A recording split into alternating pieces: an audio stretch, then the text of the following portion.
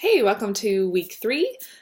Glad you've made it through the first 2 weeks. They can feel pretty hectic. Hopefully from here on out you start to see the routine of this class. I think there were a few of you out there who felt a little confused by the first week due dates. But this from here on out, your quizzes will always be due by Wednesday, your discussion board will be due by Thursday, and your discussion board responses will be due by Saturday.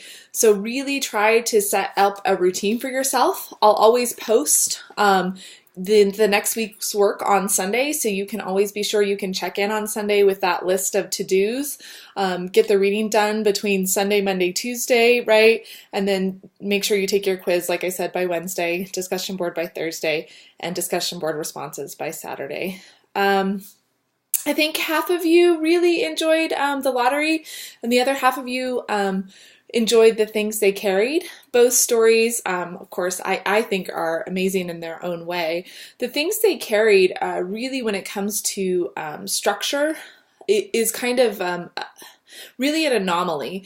Many stories start with something that happens or changes the course of something, and then that inciting incident sort of carries throughout the story or adds conflict. However, in the case of the things they carried, we have a narrator, Tim O'Brien, who just is trying to deal with the trauma by not dealing with the trauma. And so in his narration, he's telling and retelling the death of Ted Lavender, and it just sort of sneaks up on him.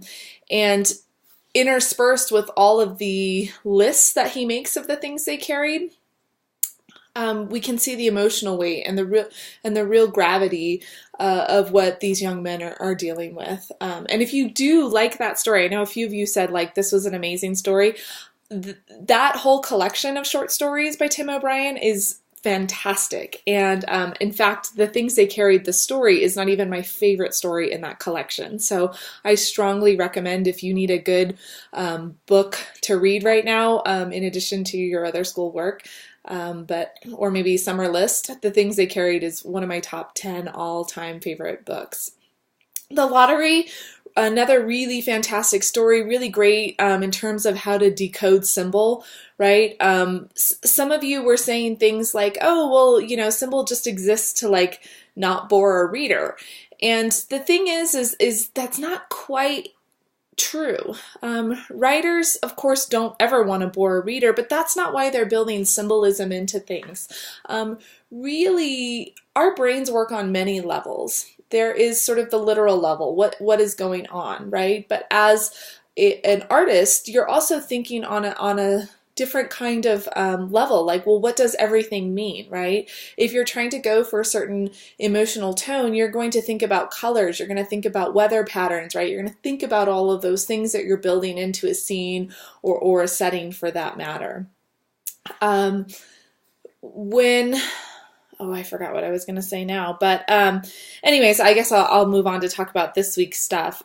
Be sure, if you can make it, I do try to do a live chat once every week. I know a lot of you showed up last week, even more of you showed up in the first week, and it's really kind of fun. It's a real-time conversation. It's really me on the other side of my computer, and we just go back and forth, and you don't have to have any answers. What I really want you to try to do on those live chats is just to try to come up with an answer. Sometimes that's where we figure out what literature is in terms of literature versus, just a plain old story, right? Literature is really high quality, dense material, and it's hard sometimes to get all the meanings behind all these things, but in discussing it and talking about it, you can start to pick up on that stuff. And I know a lot of you are doing great work in terms of giving good responses back to each other and helping each other kind of figure that stuff out. But sometimes I personally think that working in a discussion board can feel a little isolated, right? You're kind of in a vacuum.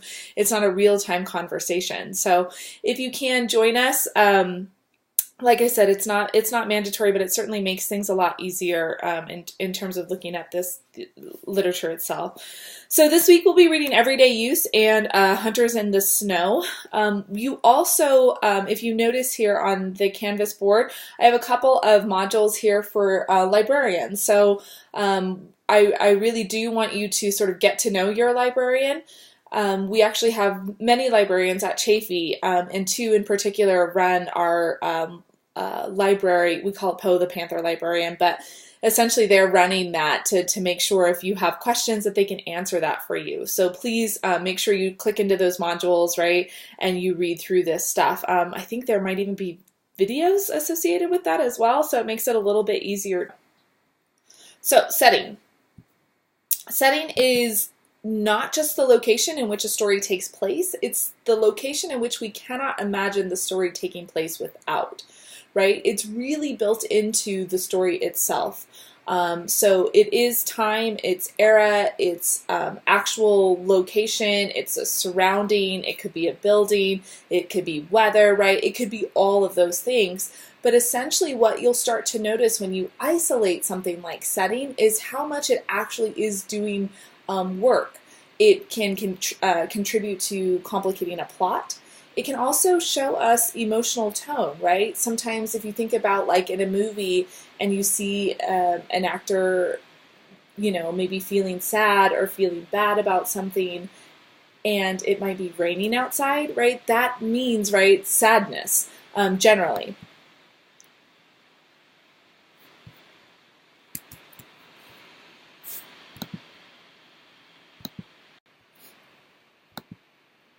So again, atmosphere has an effect on the emotion, the mood. Sometimes we even call that tone, right? So think about those things as you're reading. When it comes to Hunters in the Snow, questions I often ask students. Oops, let me go back.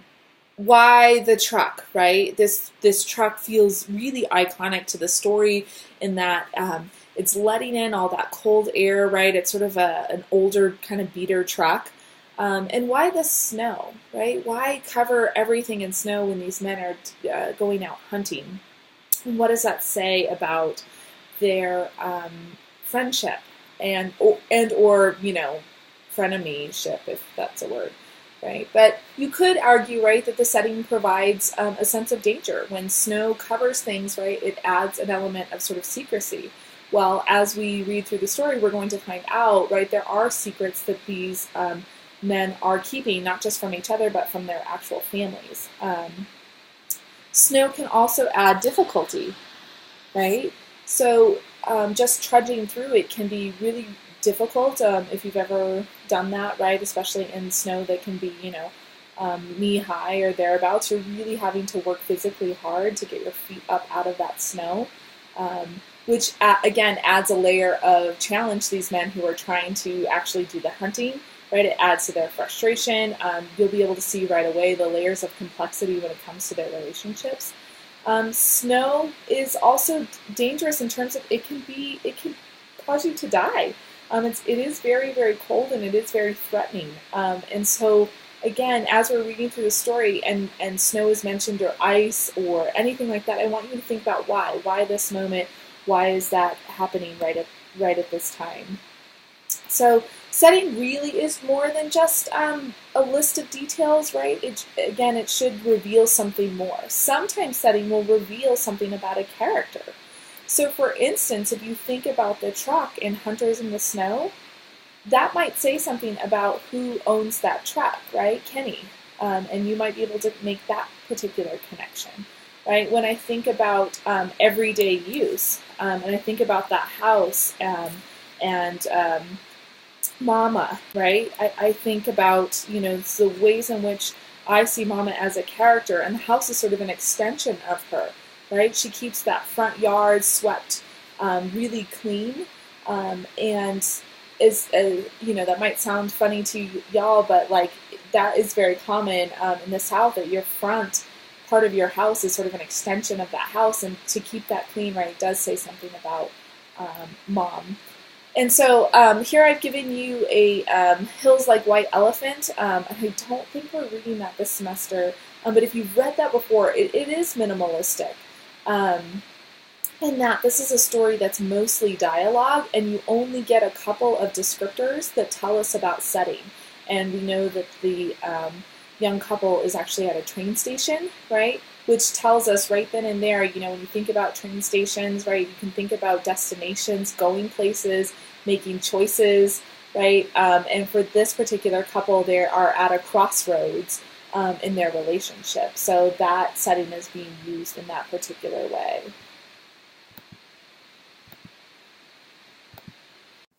Before I jump into point of view, I just quickly want to show you Bloom's taxonomy.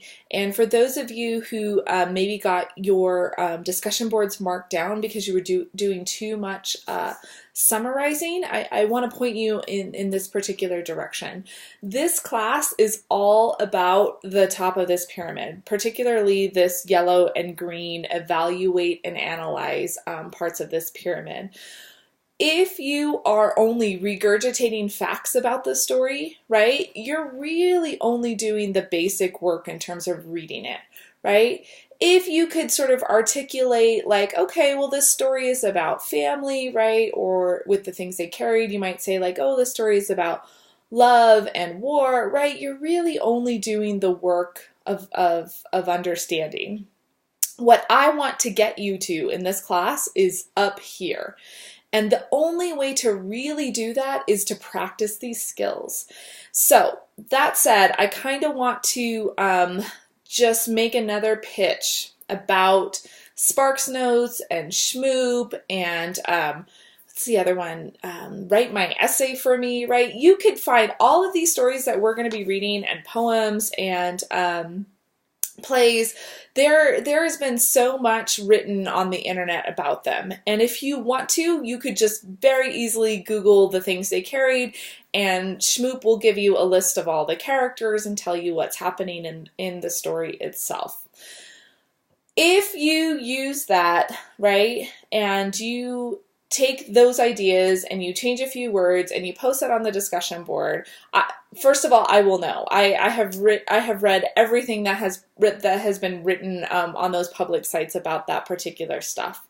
2, obviously you will get a 0 for that. But I think more importantly, and what should maybe, incite a little, maybe a little bit of fear in you or spur you to actually start to do the work is when it comes to the essays in this class, and you're going to have an essay due in 2 weeks, right? Those essays, a lot of times that I choose, the stories and the poems that I choose, there isn't a lot of stuff out there. These are maybe newer pieces of literature that have been published in the last couple years, and so there hasn't been this huge canon of people analyzing it or putting on Sparks Notes.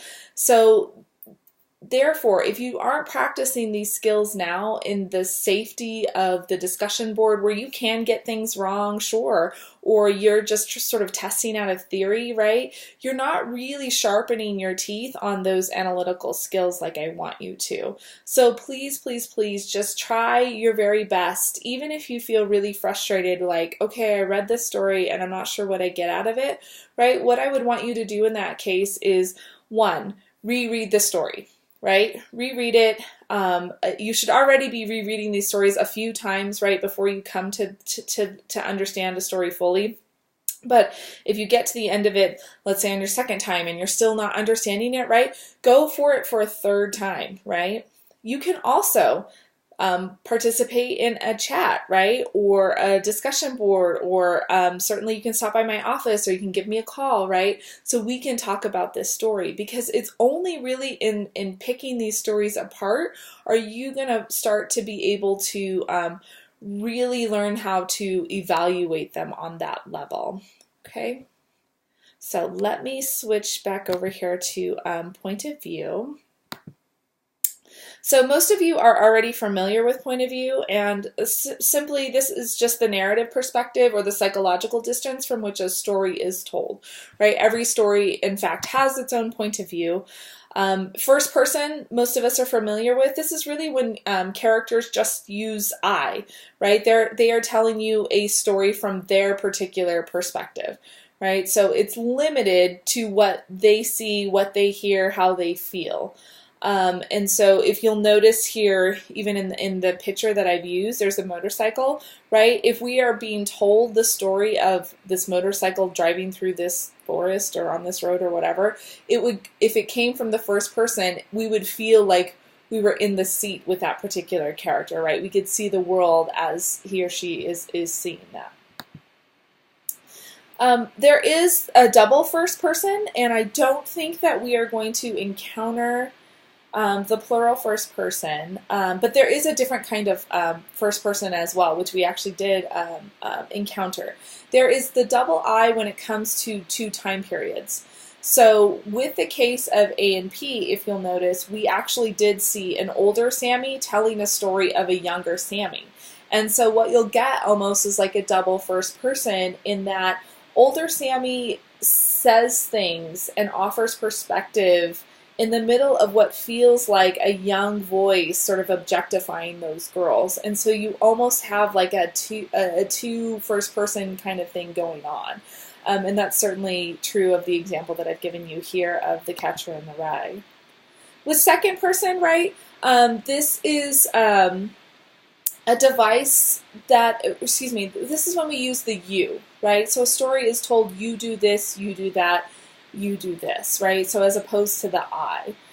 Sometimes this can feel instructional, which you will read a story like this. In fact, for your essay, upcoming essay, it's in your book, it's called How to Be Chinese, right? And it feels instructional, but it also, it can feel really distancing to a reader, because we're constantly being told, here's how to do it, here's how to not do it, here's what you need to do. And so when it's done really well, I can think of Junot Diaz's story and the one you guys are going to read by Celestine. These are really fantastic examples of second person, but you don't see them very often. Third person, there's a lot of third persons out there, and simply speaking, third person is just when we have an objective person, well, not always subjective, but we have a narrator, right? We have someone sort of outside the story. In this particular little example here, see this little weird guy right here who's watching this man and this woman talk to each other? This would be our third person, right? Now, there are three varieties of third person. We have objective, omniscient, and then a limited omniscient narrator. So an objective narrator gives readers access to the factual information. So exactly what can be seen or heard. If you think about that person being almost like a movie camera that can film and report back to you what actually happens, but we never actually can tell you what's happening inside a character's head. So that's an objective third person. A third person omniscient, right? If you think about here, right, we have this godlike figure. Sometimes that's what omniscient is called. The godlike omniscient narrator can look down on the story and tell you exactly what's happening in all this, not only what's happening in the scene, right, but certainly in the minds of all the characters, right? The godlike omniscient narrator knows everything that's going on. And then we have limited omniscient point of view. So many contemporary stories are told in third person limited. And simply what that means is it's being told by a narrator, it's told by a narrator who has access to the thoughts and feelings of a single character. So what I often tell students is imagine, right, there is a camera, right, that's on the shoulder of that particular character, and it's following around and it's sticking very close. It's limited to that particular character, including it can go inside the thoughts and the feelings of that character. So a third-person story can travel into a character's mind just as a first-person story, but it also can provide psychological distance or an understanding of the story that is unavailable to the character himself, right? So when you're thinking about third person and you're trying to figure out, wait, is this objective? Is this, limited? Is this omniscient? Think about that psychological distance, and it will help you determine, if that psychological distance is sort of very close, right? That would probably be a limited, a limited third person point of view. If it is a narrative voice that's looking from above, right, and can tell you everything that's going on, right, that's probably more of an objective. Okay? All right.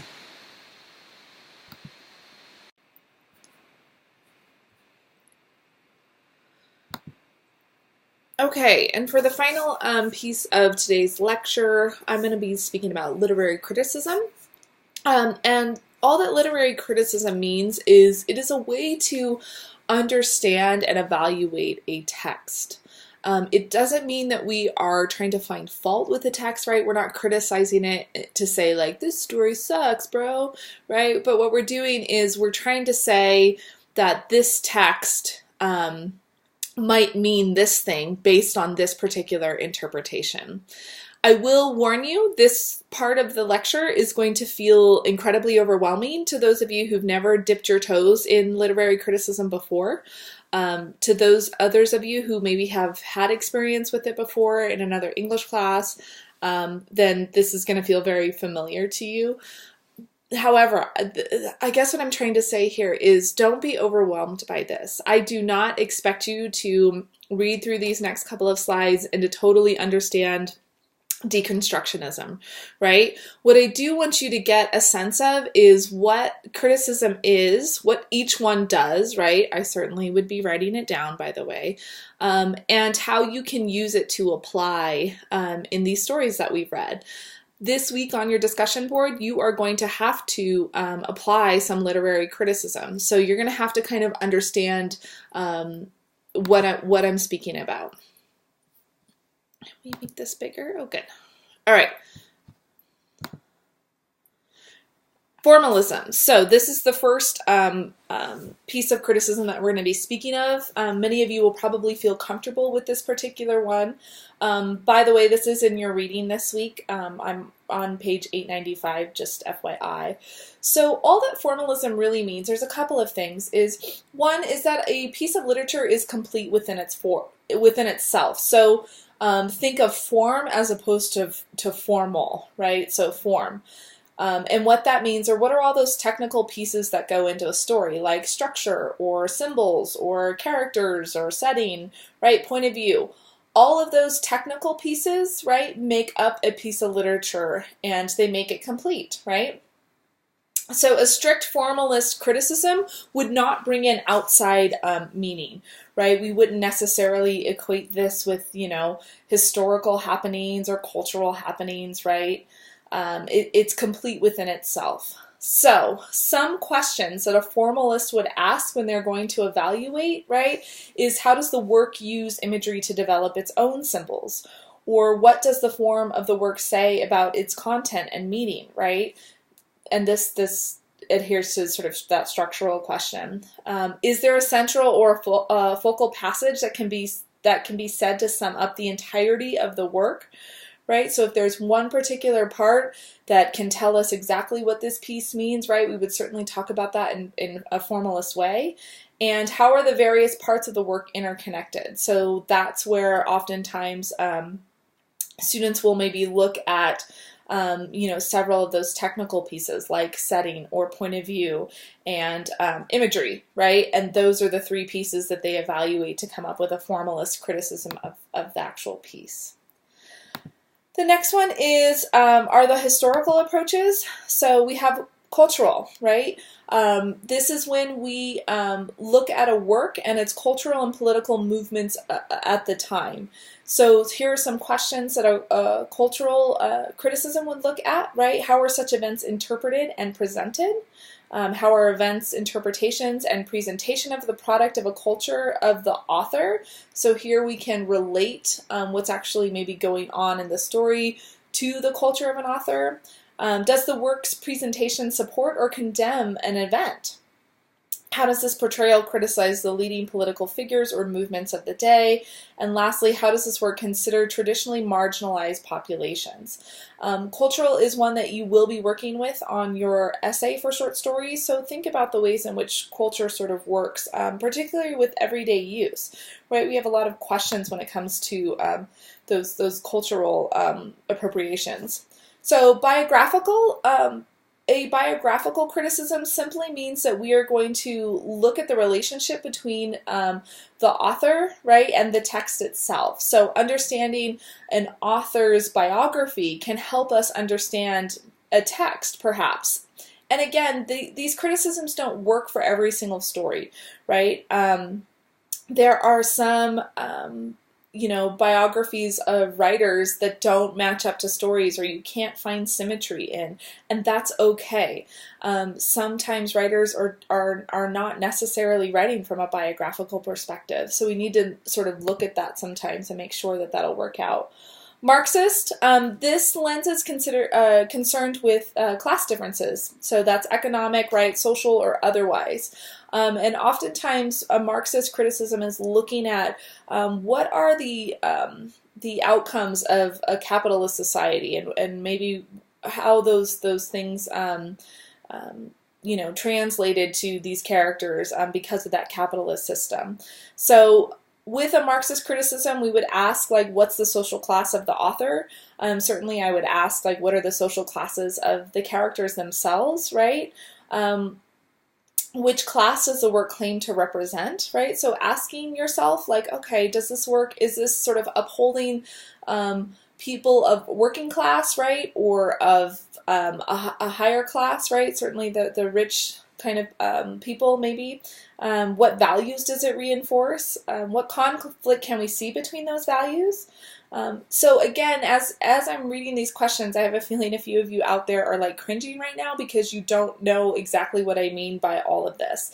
And again, when you go to read a story like Everyday Use, think about this kind of thing. We'll have two sisters in this particular story, right? And one sister is trying to sort of shrug off her very poor upbringing, and yet she's trying to embrace it as it's come back into sort of popularity, but she's kind of moved on socially a little bit, socioeconomically, excuse me, because she's gone to college.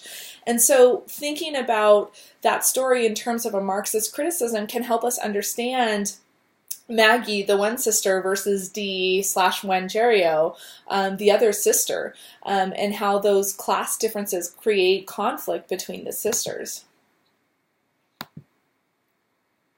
So psychological approaches.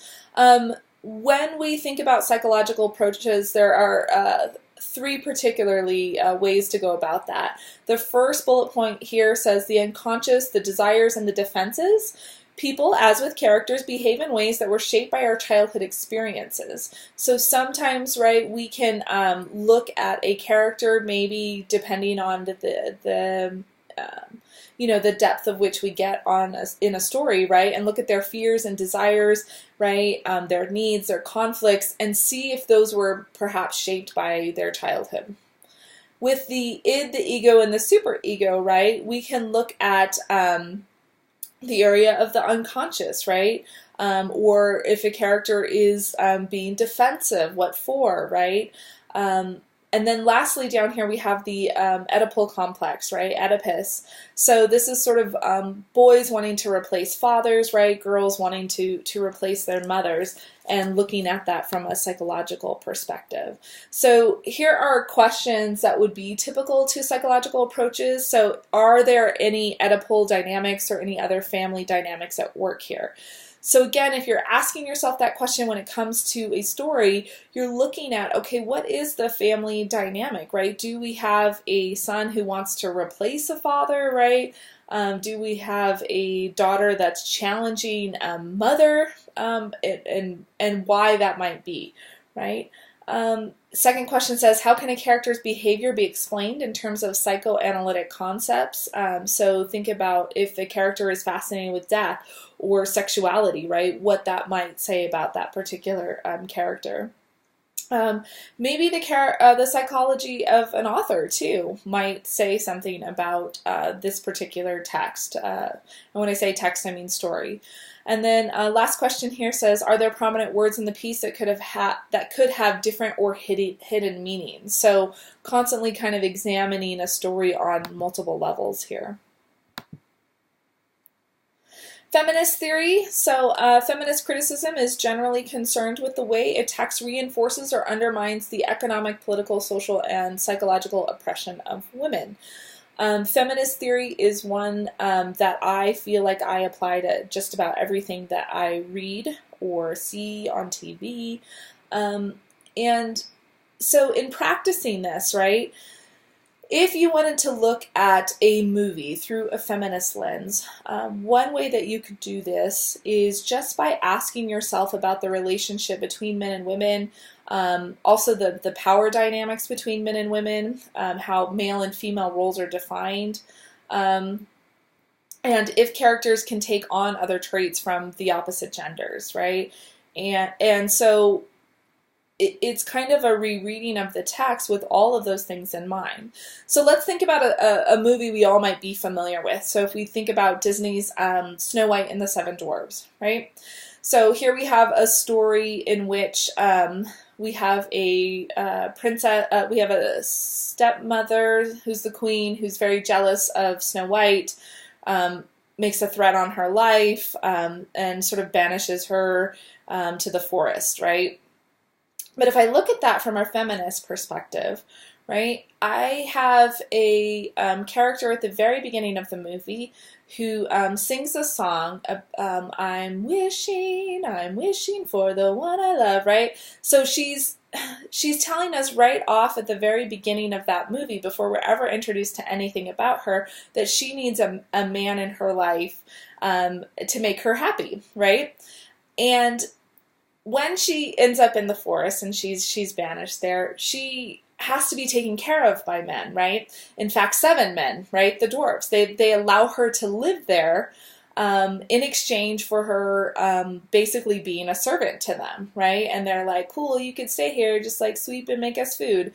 And again, this is just looking at that from a feminist perspective, right? And saying that how Snow White really has no power. Here she is a princess. Here she has social capital, and yet she has been chased from her home by the queen, right? And now forced to live with these seven men. And she ultimately can only be saved by the prince, right? So again, looking at that from that sort of feminist theory, and you could do this with any movie, basically, for sure, and definitely any story. I feel like I am so jaded in that I look at everything through that particular lens, asking myself, well, what's that story saying about that particular character? Are they weak? Are they strong? Are they perceived by others as being weak or strong, right? And how does that fit with gender? So gender studies and queer theory explores issues of sexuality and power and in marginalized populations within literature, right? So much of the work in gender studies and queer theory has been influenced actually by feminist criticism. So some of the questions, right, that gender studies and queer theory would look at are what elements of a text can be perceived as being masculine, right, or feminine, and how do those characters support those traditional roles, right? What sort of support, if any, are given to the elements or to the characters that question masculine or feminine binary, right? What happens when that support comes or goes or whatever happens, right? What are the politics of being gay or lesbian or queer, right, in the story, and how is that related to the theme? And then last question here says, how does the text illustrate problematics of sexuality and sexual identity, right? And certainly texts do. I'm trying to think through the short stories that you're reading this semester, and I don't think that many of our short stories would line up with that. However, a lot of our poetry would, and you could certainly look at that from that particular perspective. Reader response. This is the literary criticism that most of you are probably familiar with, right? This is simply what it means when you do a reader response, is that you're just saying like, hey, I'm a reader, right? I have my own experiences. I have my own way of understanding the world, and I'm bringing that to this particular text, right? Sometimes students say things about literature that's like, well, I can't really be wrong because it's my interpretation.